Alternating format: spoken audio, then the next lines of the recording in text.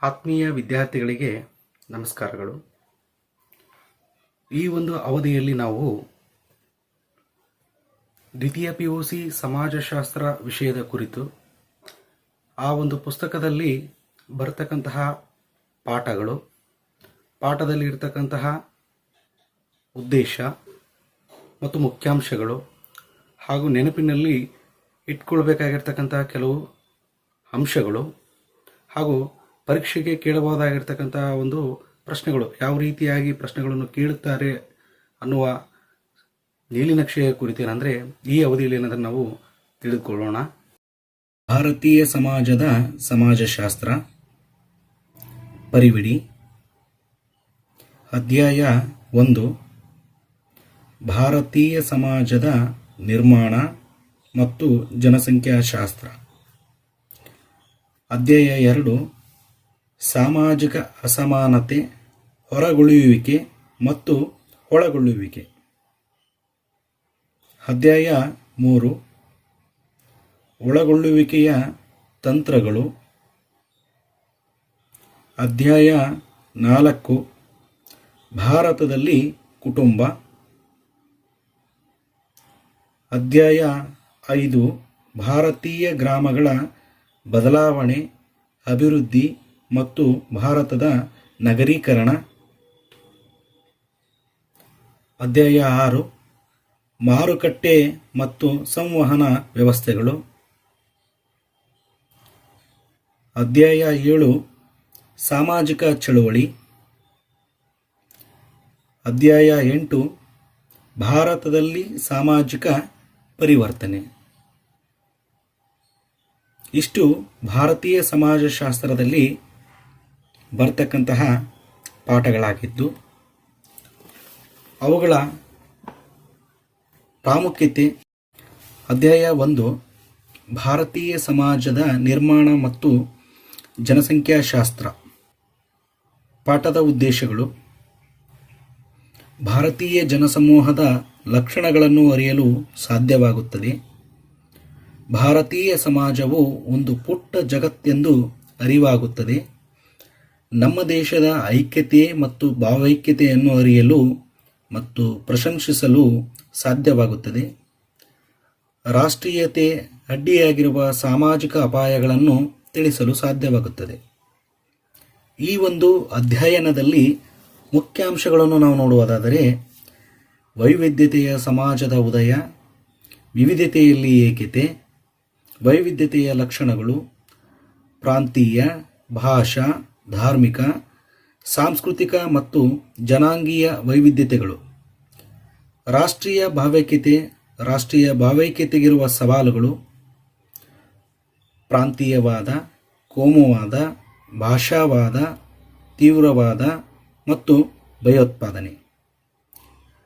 ರಾಷ್ಟ್ರೀಯ ಭಾವೈಕ್ಯತೆಯನ್ನು ಬಲಪಡಿಸಬಲ್ಲ ಕ್ರಮಗಳು, ಭಾರತದ ಜನಸಂಖ್ಯಾಶಾಸ್ತ್ರೀಯ ಚಿತ್ರಣ, ಭಾರತದ ಜನಸಂಖ್ಯೆಯ ಪ್ರಮುಖ ಲಕ್ಷಣಗಳು, ಭಾರತದ ಜನಸಂಖ್ಯಾ ನೀತಿಯನ್ನು ಈ ಒಂದು ಅಧ್ಯಯನದಲ್ಲಿ ನಾವು ತಿಳಿದುಕೊಳ್ಳಲು ಅನುಕೂಲವಾಗುತ್ತದೆ. ಹಾಗೂ ಇದೇ ಪಾಠದಲ್ಲಿ ನಾವು ಬಹುಮುಖ್ಯವಾಗಿ ನೆನಪಿಡಬೇಕಾಗಿರ್ತಕ್ಕಂಥ ಅಂಶಗಳೆಂದರೆ, ಸಿಂಧೂ ನದಿ ನಾಗರಿಕತೆಯು ಭಾರತದ ಅತ್ಯಂತ ಪ್ರಾಚೀನ ನಾಗರಿಕತೆಯಾಗಿದೆ. ಇದು ನಗರದ ನಾಗರಿಕತೆ. ಪ್ರಪಂಚದ ಪ್ರಮುಖ ಧರ್ಮಗಳನ್ನು ಭಾರತದಲ್ಲಿ ಇರತಕ್ಕಂಥದ್ದನ್ನು ನಾವಿಲ್ಲಿ ಕಾಣಬಹುದಾಗಿದೆ. ಭಾರತದ ಜನಾಂಗೀಯ ಸಮೂಹಗಳು ಯಾವುವು ಅಂದರೆ ನಿಗ್ರಿಟೋ, ಪ್ರೋಸ್ಟೋ ಆಸ್ಟ್ರಲಾಯ್ಡ್, ಮಂಗೋಲಾಯ್ಡ್, ಮೆಡಿಟರೇನಿಯನ್, ಪಶ್ಚಿಮ ಬಾಕ್ರಿಸಫಾಲರು ಮತ್ತು ನಾಡಿಕ್. ಆರಣ್ಯೀಕರಣ ಪ್ರಕ್ರಿಯೆಯಲ್ಲಿ ಎದುರಾದ ಪ್ರಮುಖ ಅಡ್ಡಿಗಳು ಈ ಕೆಳಗಿನಂತಿವೆ. ಬುಡಕಟ್ಟು ಸಮೂಹಗಳು ವಿಲೀನಗೊಳ್ಳಲು ನಿರಾಕರಿಸಿದವು. ಪ್ರಬಲ ಜನಾಂಗೀಯ ಸಮೂಹಗಳಿಂದ ವಿಶೇಷ ಸಮಸ್ಯೆಗಳು ಉಂಟಾದವು. ನಂತರ ಬಂದ ವಲಸೆಗಾರರು.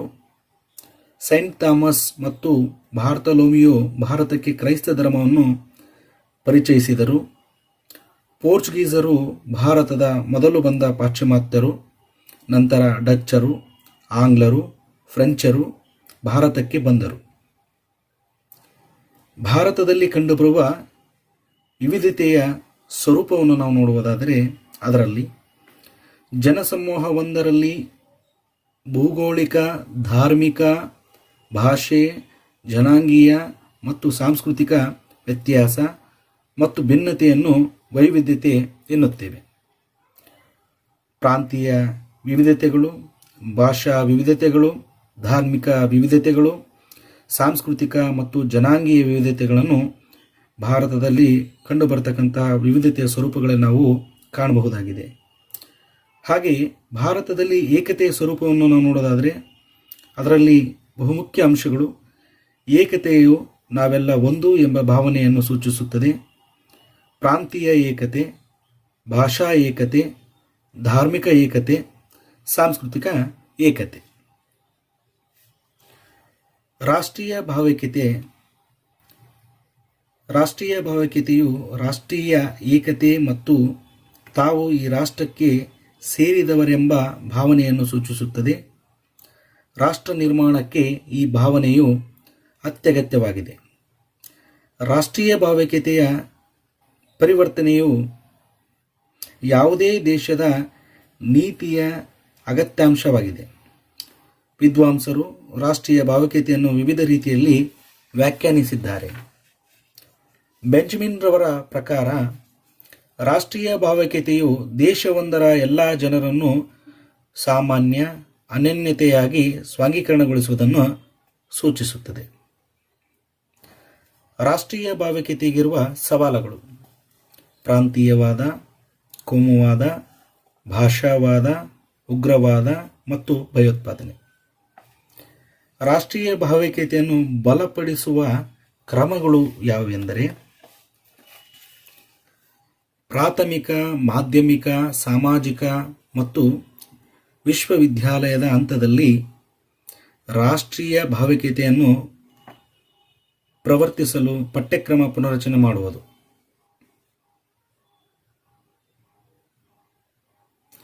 ರಾಷ್ಟ್ರೀಯ ಭಾವೈಕ್ಯತೆಯನ್ನು ಪ್ರೋತ್ಸಾಹಿಸುವ ಉದ್ದೇಶದಿಂದ ಔಪಚಾರಿಕ ಶಿಕ್ಷಣದ ಜೊತೆಗೆ ಪಠ್ಯೇತರ ಚಟುವಟಿಕೆಗಳಿಗೆ ಪ್ರೋತ್ಸಾಹ ನೀಡುವುದು.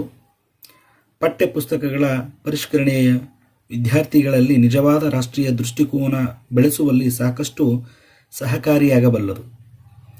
ವಿದ್ಯಾರ್ಥಿಗಳಲ್ಲಿ ಅವರ ಸಮೃದ್ಧ ಸಾಂಸ್ಕೃತಿಕ ಪರಂಪರೆಯ ಅರಿವು ಮೂಡಿಸುವುದರ ಜೊತೆಗೆ ತಮ್ಮ ದೇಶವನ್ನು ಕುರಿತಂತೆ ಅವರಲ್ಲಿ ಹೆಮ್ಮೆಯನ್ನು ಮೂಡಿಸಬಹುದು.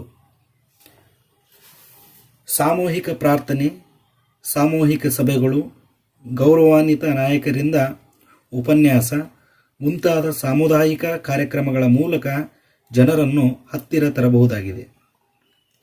ಇದೇ ಅಧ್ಯಾಯದಲ್ಲಿ ಜನಸಂಖ್ಯಾಶಾಸ್ತ್ರದ ಕುರಿತು ಇರುವುದನ್ನು ನಾವಲ್ಲೇ ಗಮನಿಸಬಹುದು. ಜನಸಂಖ್ಯಾಶಾಸ್ತ್ರದ ಅರ್ಥ: ಜನಸಂಖ್ಯಾಶಾಸ್ತ್ರವು ಜನಸಮೂಹದ ವ್ಯವಸ್ಥಿತ ಅಧ್ಯಯನವಾಗಿದೆ. ಡೆಮೋಗ್ರಫಿ ಎಂಬುದು ಜನಸಂಖ್ಯಾಶಾಸ್ತ್ರದ ಆಂಗ್ಲ ಭಾಷೆಯ ಸಮಾನಾರ್ಥಕ ಪದವಾಗಿದ್ದು, ಡೆಮೋಗ್ರಫಿ ಎಂಬ ಪದವನ್ನು ಡೆಮೋಸ್ ಅಂದರೆ ಜನ, ಗ್ರಾಫೆನ್ ಅಂದರೆ ಚಿತ್ರಣ ಎಂಬ ಎರಡು ಗ್ರೀಕ್ ಪದಗಳಿಂದ ಪಡೆಯಲಾಗಿದೆ. ಡೆಮೋಗ್ರಫಿ ಎಂಬ ಪದವು ಜನರ ಚಿತ್ರಣ ಎಂಬ ಅರ್ಥವನ್ನು ಸೂಚಿಸುತ್ತದೆ.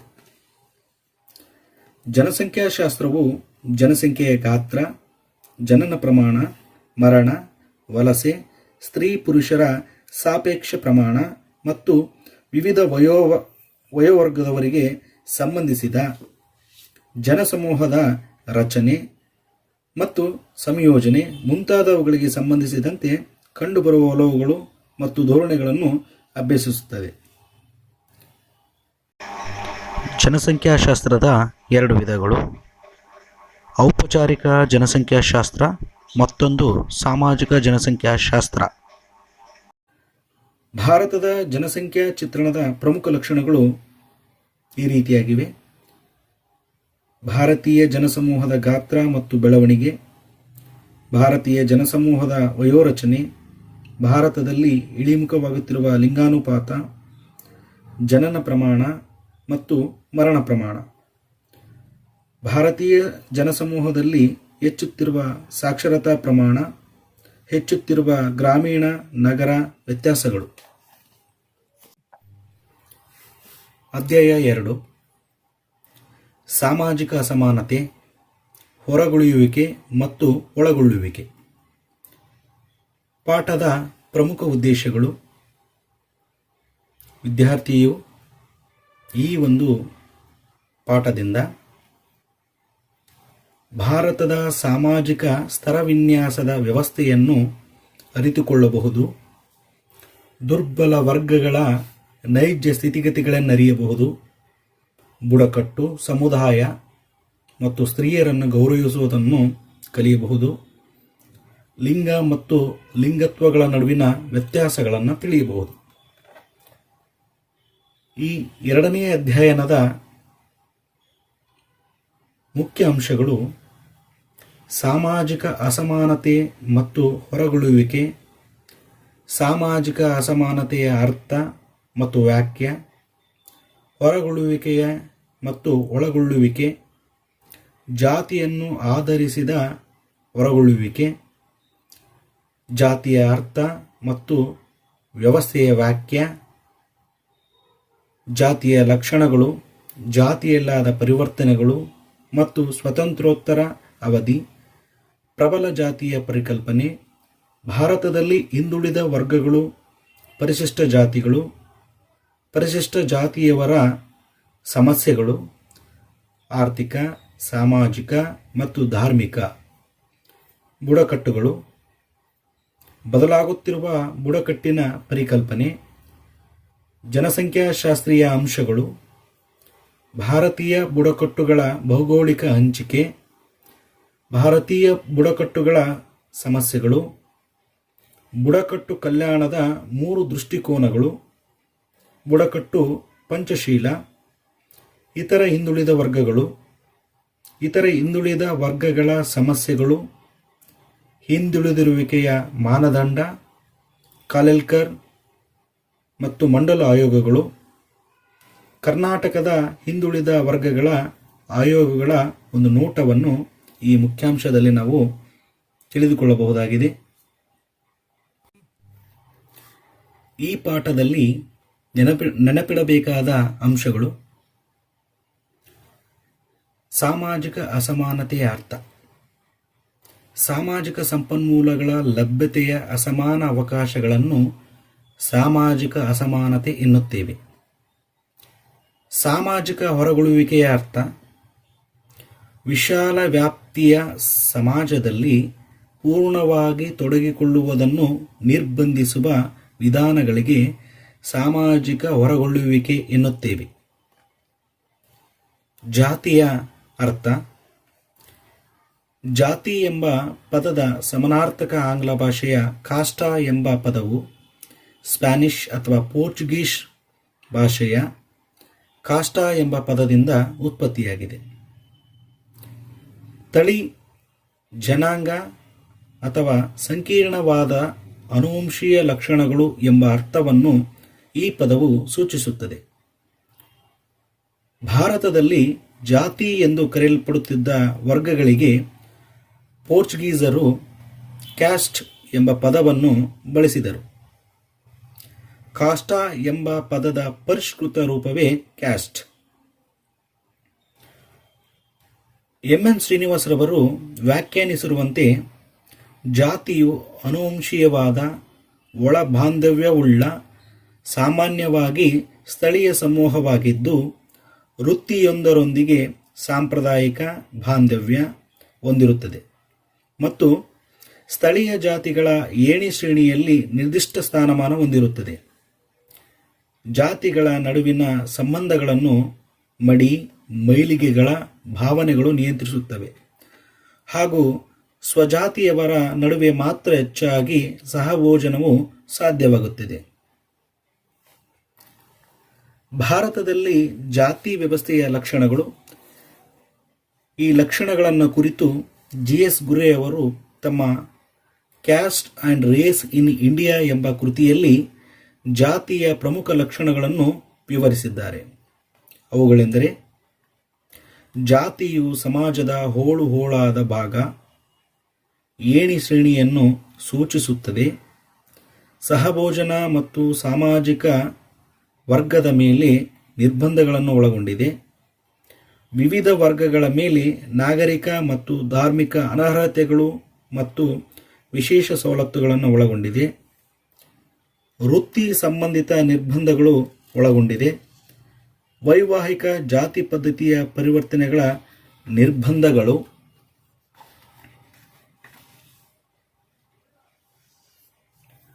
ನಂತರ ಸ್ವಾತಂತ್ರ್ಯ ಪೂರ್ವದಲ್ಲಿ ಜಾತಿ.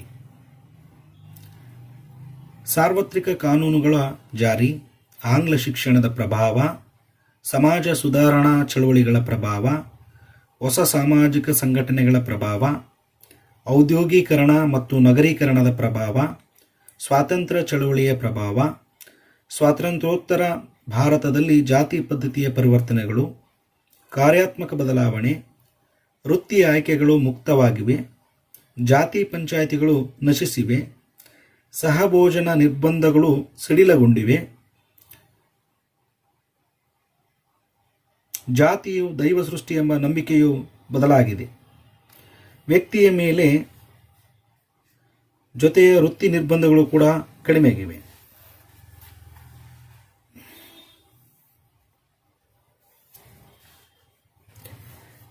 ಜಾತಿ ವ್ಯವಸ್ಥೆಯ ಪಾತ್ರದಲ್ಲಾದ ಬದಲಾವಣೆಗಳು.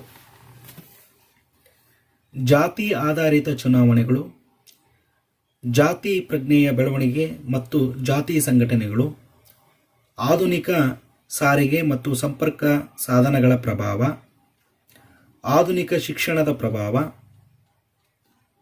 ಜಾತಿ ವ್ಯವಸ್ಥೆಯ ಪಾತ್ರದಲ್ಲಾದ ಬದಲಾವಣೆಗಳನ್ನು ನಾವಲ್ಲಿ ಕಾಣಬಹುದು. ಪ್ರಬಲ ಜಾತಿ. ಎನ್ ಶ್ರೀನಿವಾಸರವರ ಪ್ರಕಾರ ಸಂಖ್ಯಾತ್ಮಕ ಪ್ರಾಬಲ್ಯ ಹೊಂದಿದ, ತಕ್ಕ ಮಟ್ಟಿನ ಆರ್ಥಿಕ ಮತ್ತು ರಾಜಕೀಯ ಅಧಿಕಾರ ಹೊಂದಿದ ಮತ್ತು ಸ್ಥಳೀಯ ಜಾತಿ ಏಣಿ ಶ್ರೇಣಿಯಲ್ಲಿ ಉನ್ನತ ಮಟ್ಟದ ಧಾರ್ಮಿಕ ಅಂತಸ್ತು ಹೊಂದಿದ ಜಾತಿಯನ್ನು ಪ್ರಬಲ ಜಾತಿ ಎಂದು ವ್ಯಾಖ್ಯಾನಿಸಿದ್ದಾರೆ. ಭಾರತದಲ್ಲಿ ಹಿಂದುಳಿದ ವರ್ಗಗಳು, ಪರಿಶಿಷ್ಟ ಜಾತಿಗಳು, ಪರಿಶಿಷ್ಟ ಬುಡಕಟ್ಟುಗಳು, ಇತರೆ ಹಿಂದುಳಿದ ವರ್ಗಗಳು. ಪರಿಶಿಷ್ಟ ಜಾತಿಗಳ ಅರ್ಥ. ಅಸ್ಪೃಶ್ಯ ಸಮೂಹಗಳನ್ನು ಸೂಚಿಸಲು ಸೈಮನ್ ಆಯೋಗವು ಪ್ರಥಮ ಬಾರಿಗೆ 1928ರಲ್ಲಿ ಪರಿಶಿಷ್ಟ ಜಾತಿಗಳು ಎಂಬ ಪದವನ್ನು ಬಳಸಿದ್ದು, ನಂತರ 1935ರ ಭಾರತ ಸರ್ಕಾರದ ಕಾನೂನಿನಲ್ಲಿ ಬಳಕೆಯಾಯಿತು. ಅಂಬೇಡ್ಕರ್ ರವರು ವಿಘಟಿತ ಅಥವಾ ಹೊರಗುಳಿದ ಜಾತಿಗಳು ಎಂದು ಕರೆದರು. ಬ್ರಿಟಿಷರು ಅವರನ್ನು ದಮನೀತ ವರ್ಗಗಳು ಎಂದು ಕರೆದರು. ಪರಿಶಿಷ್ಟ ಜಾತಿಯವರ ಸಮಸ್ಯೆಗಳು. ಸಾಮಾಜಿಕ ಅನರ್ಹತೆಗಳು, ಆರ್ಥಿಕ ಅನರ್ಹತೆಗಳು, ಧಾರ್ಮಿಕ ಅನರ್ಹತೆಗಳು. ಬುಡಕಟ್ಟು ಪಂಗಡದ ಅರ್ಥ. ಮಾನವಶಾಸ್ತ್ರದ ನಿಘಂಟಿನಲ್ಲಿ ವ್ಯಾಖ್ಯಾನಿಸಲಾಗಿರುವಂತೆ ಸಾಮಾನ್ಯವಾಗಿ ನಿರ್ದಿಷ್ಟ ಪ್ರದೇಶದಲ್ಲಿ ವಾಸಿಸುವ, ತನ್ನದೇ ಆದ ಭಾಷೆಯನ್ನಾಡುವ, ಸಾಂಸ್ಕೃತಿಕ ಸಮರೂಪತೆ ಹೊಂದಿದ, ಸಾಮಾಜಿಕ ಸಂಘಟನೆಯನ್ನು ಹೊಂದಿದ ಸಾಮಾಜಿಕ ಸಮೂಹವಾಗಿದೆ. ಅದು ಕುಲ ಅಥವಾ ಗ್ರಾಮಗಳನ್ನೊಳಗೊಂಡ ಹಲವಾರು ಉಪಸಮೂಹಗಳನ್ನು ಹೊಂದಿರಬಹುದು. ಭಾರತದ ಬುಡಕಟ್ಟು ಪಂಗಡಗಳ ಭೌಗೋಳಿಕ ಹಂಚಿಕೆಯನ್ನು ನಾವು ಉತ್ತರ ಹಾಗೂ ಈಶಾನ್ಯ ವಲಯ, ಕೇಂದ್ರ ವಲಯ, ದಕ್ಷಿಣ ವಲಯದಲ್ಲಿ ಕಾಣಬಹುದಾಗಿದೆ. ಭಾರತೀಯ ಪರಿಶಿಷ್ಟ ಪಂಗಡಗಳ ಸಮಸ್ಯೆಗಳು. ಭೌಗೋಳಿಕ ಪ್ರತ್ಯೇಕತೆ, ಸಾಂಸ್ಕೃತಿಕ ಸಮಸ್ಯೆಗಳು, ಆರ್ಥಿಕ ಸಮಸ್ಯೆಗಳು, ಶೈಕ್ಷಣಿಕ ಸಮಸ್ಯೆಗಳು, ಲೇವಾದೇವಿಗಾರರಿಂದ ಶೋಷಣೆ, ಆರೋಗ್ಯ ಸಮಸ್ಯೆಗಳು. ಬುಡಕಟ್ಟು ಪಂಗಡಗಳ ಕಲ್ಯಾಣದ 3 ದೃಷ್ಟಿಕೋನಗಳು: ಪ್ರತ್ಯೇಕತೆಯ ನೀತಿ, ಸ್ವಾಂಗೀಕರಣ ನೀತಿ, ಐಕ್ಯತೆಯ ನೀತಿ.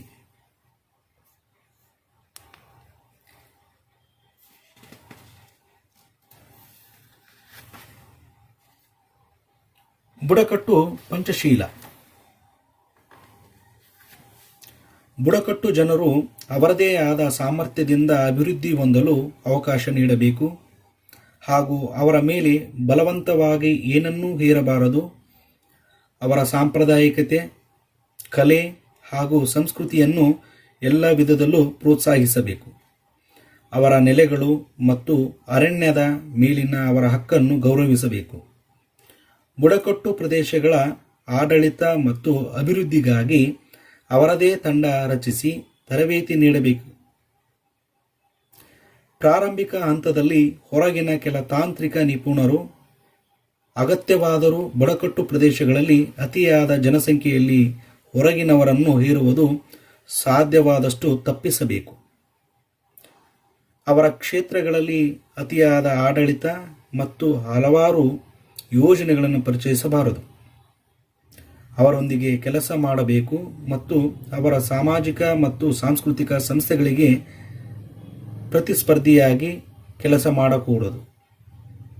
ಫಲಿತಾಂಶಗಳನ್ನು ಕೇವಲ ಸಂಖ್ಯೆಗಳಿಂದ ಅಥವಾ ವಿನಿಯೋಗಿಸಿದ ಹಣದ ಮೊತ್ತದಿಂದ ಅಳೆಯದೆ ಮಾನವ ಗುಣಮಟ್ಟದಿಂದ ಅಳೆಯಬೇಕು. ಹಿಂದುಳಿದ ವರ್ಗಗಳ ಜಾತಿಗಳ ಸಮಸ್ಯೆಗಳು ಅನಿಶ್ಚಿತವಾದ, ಅಮೂರ್ತವಾದ ಮತ್ತು ಅಸಂಘಟಿತವಾದ ವರ್ಗವಾಗಿದೆ. ಆರ್ಥಿಕವಾಗಿ ಹಿಂದುಳಿದಿರುವಿಕೆ, ಶೈಕ್ಷಣಿಕ ಮತ್ತು ಸಾಮಾಜಿಕ ಹಿಂದುಳಿದಿರುವಿಕೆ, ರಾಜಕೀಯವಾಗಿ ಅಸಂಘಟಿತವಾಗಿ. ಕರ್ನಾಟಕದ ಹಿಂದುಳಿದ ವರ್ಗಗಳ ಆಯೋಗಗಳು: ನಾಗನಗೌಡ ಆಯೋಗ, ಎಲ್.ಜಿ. ಹಾವನೂರ್ ಆಯೋಗ, ವೆಂಕಟಸ್ವಾಮಿ ಆಯೋಗ, ಚಿನ್ನಪ್ಪ ರೆಡ್ಡಿ ಆಯೋಗ. ಅಧ್ಯಾಯ 3 ಒಳಗೊಳ್ಳುವಿಕೆಯ ಕಾರ್ಯತಂತ್ರಗಳು. ಪಾಠದ ಉದ್ದೇಶಗಳು: ಭಾರತದ ಸಂವಿಧಾನದ ಸಾಮರ್ಥ್ಯವನ್ನು ಅರಿಯಬಹುದು, ಸಮಾಜದ ವಿವಿಧ ವರ್ಗಗಳನ್ನು ಕುರಿತಂತೆ ವೈಜ್ಞಾನಿಕವಾದ ಹಾಗೂ ವಸ್ತುನಿಷ್ಠವಾದ ಧೋರಣೆಗಳನ್ನು ರೂಢಿಸಿಕೊಳ್ಳಬಹುದು, ಪರಿಶಿಷ್ಟ ಜಾತಿಗಳು, ಪರಿಶಿಷ್ಟ ಬುಡಕಟ್ಟುಗಳು, ಇತರೆ ಹಿಂದುಳಿದ ವರ್ಗಗಳು ಮತ್ತು ಮಹಿಳೆಯರ ಕಲ್ಯಾಣಕ್ಕಾಗಿ ಕೈಗೊಳ್ಳಲಾದ ಅಭಿವೃದ್ಧಿ ಕ್ರಮಗಳು, ಲಿಂಗ ಸಮಾನತೆ ಮತ್ತು ಅಸಮಾನತೆಯತ್ತ ವರದಿಯ ವಿಶ್ಲೇಷಿಸಬಹುದು, ಮಹಿಳಾ ಸಬಲೀಕರಣ, ಸ್ವಸಹಾಯ ಸಂಘಗಳು ಮತ್ತು ಸೂಕ್ಷ್ಮ ಹಣಕಾಸನ್ನು ಕುರಿತು ಅರಿಯಬಹುದು. ಮುಖ್ಯ ಅಂಶಗಳು: ಪರಿಶಿಷ್ಟ ಜಾತಿಗಳು, ಪರಿಶಿಷ್ಟ ಬುಡಕಟ್ಟುಗಳು ಮತ್ತು ಮಹಿಳೆಯರಿಗೆ ಸಂಬಂಧಿಸಿದಂತೆ ನಿಶ್ಚಯಾತ್ಮಕ ಕ್ರಮ ಮತ್ತು ಸಂರಕ್ಷಣಾತ್ಮಕ ತಾರತಮ್ಯದ ಅರ್ಥ, ಸಂವಿಧಾನಾತ್ಮಕ ಹಿತರಕ್ಷಣೆ, ಅಭಿವೃದ್ಧಿಪರ ಕಾರ್ಯಕ್ರಮಗಳು, ಸರ್ಕಾರೇತರ ಬುಡಕಟ್ಟು ಕಲ್ಯಾಣ ಕಾರ್ಯಕ್ರಮಗಳು, ಲಿಂಗ ಅಸಮಾನತೆ, ಲಿಂಗ ಮತ್ತು ಲಿಂಗ ತಾರತಮ್ಯ ಅಸಮಾನತೆ ವರದಿ, ಮಹಿಳಾ ಸಬಲೀಕರಣ, ಸ್ವಸಹಾಯ ಸಂಘಗಳು ಮತ್ತು ಸೂಕ್ಷ್ಮ ಹಣಕಾಸು ಅರ್ಥ ಮತ್ತು ರಚನೆ, ಪ್ರಕಾರಗಳು, ತತ್ವಗಳು, ಸ್ತ್ರೀಶಕ್ತಿ, ಲಿಜ್ಜತ್ ಪಪ್ಪಡ್ ಮತ್ತು ಸೇವಾ. ಈ ಅಧ್ಯಯನದಲ್ಲಿ ನೆನಪಿಡಬೇಕಾದ ಅಂಶಗಳು: ನಿಶ್ಚಯಾತ್ಮಕ ಕ್ರಿಯೆಯ ಅರ್ಥ. ನಿಶ್ಚಯಾತ್ಮಕ ಕ್ರಿಯೆಯು ಜಾತಿ, ಮತ, ಧರ್ಮ ಮತ್ತು ಲಿಂಗಗಳನ್ನು ಪರಿಗಣಿಸಿ ಉದ್ಯೋಗ, ಶಿಕ್ಷಣ ಮತ್ತು ವ್ಯಾಪಾರಗಳ ಕ್ಷೇತ್ರಗಳಲ್ಲಿ ಸೂಕ್ತ ಪ್ರಾತಿನಿಧ್ಯವಿರದ ಸಮೂಹಕ್ಕೆ ಲಾಭವಾಗುವಂತೆ ರೂಪಿಸಲಾಗುವ ನೀತಿಗಳನ್ನು ಸೂಚಿಸುತ್ತದೆ. ಸಂರಕ್ಷಣಾತ್ಮಕ ತಾರತಮ್ಯದ ಅರ್ಥ: ಸಮಾಜದ ಅವಕಾಶ ವಂಚಿತ ಮತ್ತು ತುಳಿತಕ್ಕೆ ಒಳಗಾದ ವರ್ಗಗಳಿಗೆ ವಿಶೇಷ ಸವಲತ್ತುಗಳನ್ನು ದೊರಕಿಸಿಕೊಡುವ ನೀತಿಯೇ ಸಂರಕ್ಷಣಾತ್ಮಕ ತಾರತಮ್ಯವಾಗಿದೆ. ಪರಿಶಿಷ್ಟ ಜಾತಿಗಳ ಅಭಿವೃದ್ಧಿಪರವಾದ ಕ್ರಮಗಳು: ಪರಿಶಿಷ್ಟ ಜಾತಿಗಳ ಕಲ್ಯಾಣಕ್ಕಾಗಿ ರಾಷ್ಟ್ರೀಯ ಆಯೋಗದ ನೇಮಕಾತಿ, ಶೈಕ್ಷಣಿಕ ಅವಕಾಶಗಳು, ಆರ್ಥಿಕ ಅವಕಾಶಗಳ ವಿಸ್ತರಣೆ, ಉದ್ಯೋಗ ಅವಕಾಶಗಳು ಮತ್ತು ಮೀಸಲಾತಿಯ ವಿಸ್ತರಣೆ, ಪಂಚವಾರ್ಷಿಕ ಯೋಜನೆಗಳ ಮೂಲಕ ಪರಿಶಿಷ್ಟ ಜಾತಿಗಳ ಕಲ್ಯಾಣ. ಬುಡಕಟ್ಟು ಕಲ್ಯಾಣದ ಯೋಜನೆಗಳು: ಆರ್ಥಿಕ ಯೋಜನೆಗಳು, ಶೈಕ್ಷಣಿಕ ಯೋಜನೆಗಳು, ಸಂಶೋಧನಾ ಕಾರ್ಯಕ್ರಮಗಳು, ಆರೋಗ್ಯ, ವಸತಿ ಮತ್ತು ಇತರೆ ಯೋಜನೆಗಳು. ಲಿಂಗ ಮತ್ತು ಲಿಂಗತ್ವದ ಪರಿಕಲ್ಪನೆ: ಲಿಂಗವು ಜೈವಿಕವಾದುದು, ಆದರೆ ಲಿಂಗತ್ವವು ಸಾಮಾಜಿಕವಾಗಿ ಹಾಗೂ ಮಾನಸಿಕವಾಗಿ ನಿರ್ಧರಿತವಾಗುವಂಥದ್ದು. ಜೈವಿಕವಾದ ಮತ್ತು ಶಾರೀರಿಕವಾದ ಸ್ಥಿತಿಗಳು ಸ್ತ್ರೀ ಅಥವಾ ಪುರುಷ ಲಿಂಗವನ್ನು ನಿರ್ಧರಿಸುತ್ತದೆ. ಲಿಂಗತ್ವವು ಪುರುಷತ್ವ ಮತ್ತು ಸ್ತ್ರೀತತ್ವ ಲಕ್ಷಣಗಳು ಮತ್ತು ಪಾತ್ರಗಳನ್ನು ಕುರಿತಾದ ಸಾಮಾಜಿಕ ಮತ್ತು ಸಾಂಸ್ಕೃತಿಕ ಗ್ರಹಿಕೆಗಳನ್ನು ಆಧರಿಸಿದೆ. ಲಿಂಗ ತಾರತಮ್ಯ ಲಿಂಗವನ್ನಾಧರಿಸಿದ ತಾರತಮ್ಯವೇ ಲಿಂಗ ತಾರತಮ್ಯವಾಗಿದೆ. ಸಮಾನತೆಯತ್ತ ವರದಿ 1974. ಭಾರತೀಯ ಮಹಿಳೆಯರ ಅಂತಸ್ತು ಮತ್ತು ಸಾಮಾಜಿಕ ಸ್ಥಾನಮಾನಗಳನ್ನು ಪರಿಶೀಲಿಸಲು ರಾಷ್ಟ್ರೀಯ ಆಯೋಗವನ್ನು ರಚಿಸಲಾಯಿತು. ಈ ಆಯೋಗದ ವರದಿಯನ್ನು ಸಮಾನತೆಯತ್ತ ವರದಿ 1974 ಎನ್ನಲಾಗಿದೆ. ಈ ವರದಿಯು ಭಾರತೀಯ ಮಹಿಳೆಯರ ಶೋಚನೀಯ ಸಾಮಾಜಿಕ ಸ್ಥಿತಿಗಳನ್ನು ಚಿತ್ರಿಸಿದೆ. ರಾಷ್ಟ್ರೀಯ ಆಯೋಗದ ಸಂಶೋಧನೆಯು ಭಾರತದ ಮಹಿಳಾ ಅಧ್ಯಯನ ಕ್ಷೇತ್ರದ ಮೈಲಿಗಲ್ಲನ್ನು ಪ್ರತಿನಿಧಿಸುತ್ತದೆ. ಮಹಿಳಾ ಸಬಲೀಕರಣದ ಅರ್ಥ. ನಿಘಂಟಿನ ಪ್ರಕಾರ ಅಧಿಕಾರ ನೀಡುವುದು ಎಂಬುದು ಸಬಲೀಕರಣದ ವಿವರಣೆಯಾಗಿದೆ. ಆದ್ದರಿಂದ ಸಬಲೀಕರಣವು ಮಹಿಳೆಯರಿಗೆ ಅಧಿಕಾರ ನೀಡಿ ಅವರನ್ನು ಸಬಲರನ್ನಾಗಿಸುವುದನ್ನು ಸೂಚಿಸುತ್ತದೆ. ಸಬಲೀಕರಣದ ಅರ್ಥವು ವಿವಿಧ ವರ್ಗಗಳಿಗೆ ಸೇರಿದ ಮಹಿಳೆಯರಿಗೆ ವಿವಿಧ ಅರ್ಥಗಳನ್ನು ಸೂಚಿಸುತ್ತದೆ. ಮಹಿಳಾ ಸಬಲೀಕರಣದ ಕಾರ್ಯತಂತ್ರಗಳು: ಕಾನೂನಾತ್ಮಕ ಕಾರ್ಯತಂತ್ರಗಳು, ಸಾಮಾಜಿಕ ಕಾರ್ಯತಂತ್ರಗಳು, ಆರ್ಥಿಕ ಕಾರ್ಯತಂತ್ರಗಳು. ಸ್ವಸಹಾಯ ಸಂಘಗಳ ಅರ್ಥ: ಸಮಾನ ಸಾಮಾಜಿಕ ಮತ್ತು ಆರ್ಥಿಕ ಹಿನ್ನೆಲೆ ಹೊಂದಿದ, ನಿಯಮಿತವಾಗಿ ತುರ್ತು ಸ್ಥಿತಿಗಳಿಗಾಗಿ ನಿಗದಿತ ಮೊತ್ತವನ್ನು ಉಳಿಸಲು ಸಹಮತ ಹೊಂದಿದ ಮತ್ತು ಪರಸ್ಪರ ನೆರವಿನಿಂದ ತಮ್ಮ ತುರ್ತು ಅಗತ್ಯಗಳನ್ನು ಪೂರೈಸಿಕೊಳ್ಳುವ ಸಣ್ಣ ಉದ್ದಿಮೆದಾರರ ಸಮೂಹವೇ ಸ್ವಸಹಾಯ ಸಂಘವಾಗಿದೆ. ಸೂಕ್ಷ್ಮ ಹಣಕಾಸಿನ ಅರ್ಥ: ಬಡವರು ಮತ್ತು ಅಲ್ಪ ಆದಾಯ ಹೊಂದಿರುವವರಿಗೆ ಉಳಿತಾಯ ಖಾತೆ, ವಿಮೆ ಮತ್ತು ಸಾಲ ಮುಂತಾದ ಆರ್ಥಿಕ ಸೇವೆಗಳನ್ನು ಒದಗಿಸಿ ಅವರು ತಮ್ಮ ಆದಾಯವನ್ನು ಹೆಚ್ಚಿಸಿಕೊಳ್ಳಲು ಮತ್ತು ತಮ್ಮ ಜೀವನ ಮಟ್ಟವನ್ನು ಉತ್ತಮಪಡಿಸಿಕೊಳ್ಳಲು ನೆರವಾಗುವುದೇ ಸೂಕ್ಷ್ಮ ಹಣಕಾಸಿನ ಅರ್ಥವಾಗಿದೆ. ಸೂಕ್ಷ್ಮ ಹಣಕಾಸಿನ ಪ್ರಕಾರಗಳು: ಅನೌಪಚಾರಿಕ ಆರ್ಥಿಕ ಸೇವೆ ಒದಗಿಸುವವರು, ಸದಸ್ಯರ ಒಡೆತನದ ಸಂಘಟನೆಗಳು, ಔಪಚಾರಿಕ ಆರ್ಥಿಕ ಸಂಸ್ಥೆಗಳು. ಸ್ತ್ರೀ ಶಕ್ತಿ. 2001ರಲ್ಲಿ ಚಾಲನೆಗೊಂಡ ಈ ಕಾರ್ಯಕ್ರಮವು ರಾಜ್ಯಾದ್ಯಂತ ಗ್ರಾಮೀಣ ಮಹಿಳೆಯರ ಸಬಲೀಕರಣಕ್ಕಾಗಿ ಮತ್ತು ಅವರನ್ನು ಸ್ವಾವಲಂಬನೆಗೊಳಿಸುವ ಉದ್ದೇಶ ಹೊಂದಿದೆ. ಶ್ರೀ ಮಹಿಳಾ ಗೃಹ ಉದ್ಯೋಗ ಲಿಜ್ಜತ್ ಪಾಪಡ್. ಲಿಜ್ಜತ್ ಎಂದು ಜನಪ್ರಿಯವಾಗಿರುವ ವಿವಿಧ ಗ್ರಾಹಕ ಉತ್ಪನ್ನಗಳನ್ನು ಉತ್ಪಾದಿಸುವ ಘಟಕವಾಗಿದೆ. ಮಹಿಳೆಯರಿಗೆ ಉದ್ಯೋಗ ಅವಕಾಶಗಳನ್ನು ಒದಗಿಸುವ ಮೂಲಕ ಅವರನ್ನು ಸಬಲಗೊಳಿಸುವುದು ಈ ಸಂಘಟನೆಯ ಉದ್ದೇಶವಾಗಿದೆ. 1959ರಲ್ಲಿ ಪ್ರಾರಂಭವಾದ ಈ ಸಂಸ್ಥೆಯು ಮುಂಬೈನಲ್ಲಿ ತನ್ನ ಕೇಂದ್ರ ಕಚೇರಿಯನ್ನು ಹೊಂದಿದೆ. ಸೇವಾ. ಸ್ವ ಉದ್ಯೋಗಿ ಮಹಿಳಾ ಸಂಘಟನೆಯಾಗಿರುವ ಈ ಸಂಘವು ಮಹಿಳಾ ಸಬಲೀಕರಣಕ್ಕೆ ಗಮನಾರ್ಹ ಕೊಡುಗೆಯನ್ನು ಸಲ್ಲಿಸಿದೆ. ಸ್ವ ಉದ್ಯೋಗಿಗಳಾದ ಬಡ ಮಹಿಳೆಯರನ್ನು ಅರ್ಥವ್ಯವಸ್ಥೆಯ ಪ್ರಮುಖ ವಾಹಿನಿಗೆ ಹೋರಾಟ ಮತ್ತು ಅಭಿವೃದ್ಧಿಯ ಕಾರ್ಯತಂತ್ರಗಳ ಮೂಲಕ ಕರೆತರುವುದು ಈ ಸಂಘದ ಪ್ರಮುಖ ಉದ್ದೇಶವಾಗಿದೆ. ಅಧ್ಯಾಯ 4: ಭಾರತದಲ್ಲಿ ಕುಟುಂಬ. ಈ ಪಾಠದ ಉದ್ದೇಶಗಳು: ಭಾರತದ ಕುಟುಂಬ ವ್ಯವಸ್ಥೆಯಲ್ಲಿ ಸಂಘಟಿತ ಐಕ್ಯತೆಯ ಆಧಾರಗಳಿಗೆ ಸ್ಫೂರ್ತಿ ನೀಡುವ ಅಂಶಗಳನ್ನು ಪ್ರಶಂಸಿಸುವ ಮನೋಭಾವನೆ, ವಿಭಿನ್ನ ಪ್ರಕಾರಗಳ ಕುಟುಂಬಗಳ ಅಸ್ತಿತ್ವದ ಬಗ್ಗೆ ವಿಶಾಲ ದೃಷ್ಟಿಕೋನಗಳನ್ನು ಬೆಳೆಸಿಕೊಳ್ಳಲು ಪ್ರೇರಣೆ ನೀಡುವುದು. ಭಾರತದಲ್ಲಿ ಅವಿಭಕ್ತ ಕುಟುಂಬಗಳು.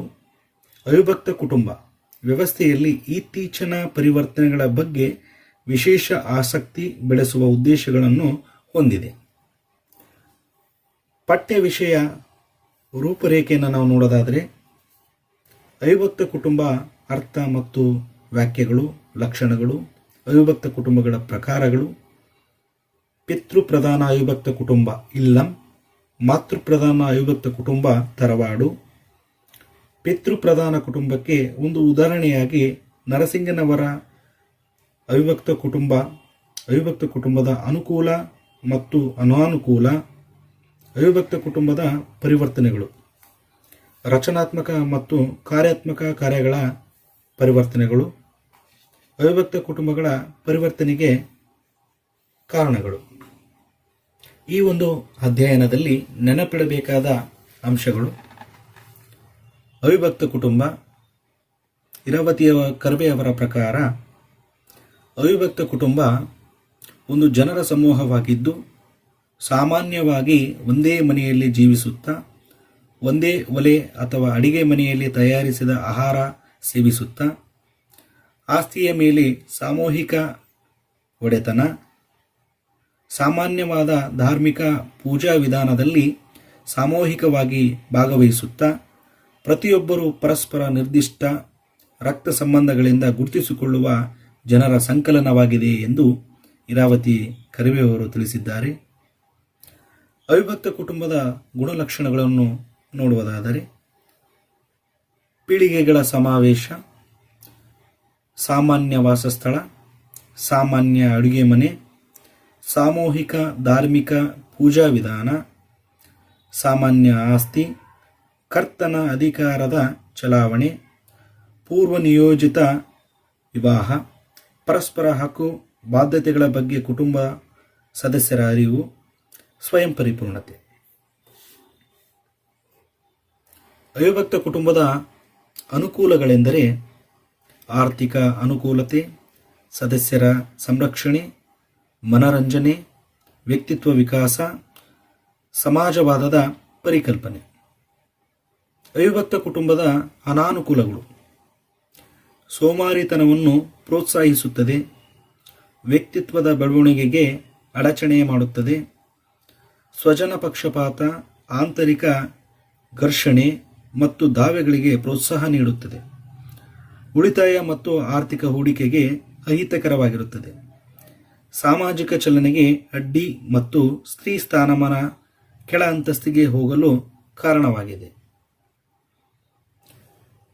ಅವಿಭಕ್ತ ಕುಟುಂಬದ ರಚನಾತ್ಮಕ ಪರಿವರ್ತನೆಗಳು: ಅವಿಭಕ್ತ ಕುಟುಂಬದ ಗಾತ್ರದಲ್ಲಿ ಪರಿವರ್ತನೆ, ಆಸ್ತಿಯ ಒಡೆತನದಲ್ಲಿ ಪರಿವರ್ತನೆ, ಅಧಿಕಾರದಲ್ಲಿ ಪರಿವರ್ತನೆ, ಸ್ತ್ರೀಯರ ಅಂತಸ್ತು ಮತ್ತು ಸ್ಥಾನಮಾನದಲ್ಲಿ ಪರಿವರ್ತನೆಗಳು, ಜೀವನ ಸಂಗಾತಿ ಆಯ್ಕೆ ಮತ್ತು ಸಂಬಂಧಗಳಲ್ಲಿ ಪರಿವರ್ತನೆ, ಅತ್ತೆ ಸೊಸೆಯ ಸಂಬಂಧಗಳಲ್ಲಿ ಪರಿವರ್ತನೆ, ದುರ್ಬಲವಾಗುತ್ತಿರುವ ಕೌಟುಂಬಿಕ ನಿಯಮಗಳು, ಅವಲಂಬಿತ ಅಣುಕುಟುಂಬಗಳಿಗೆ ದೊರೆಯುತ್ತಿರುವ ಜನಪ್ರಿಯತೆ.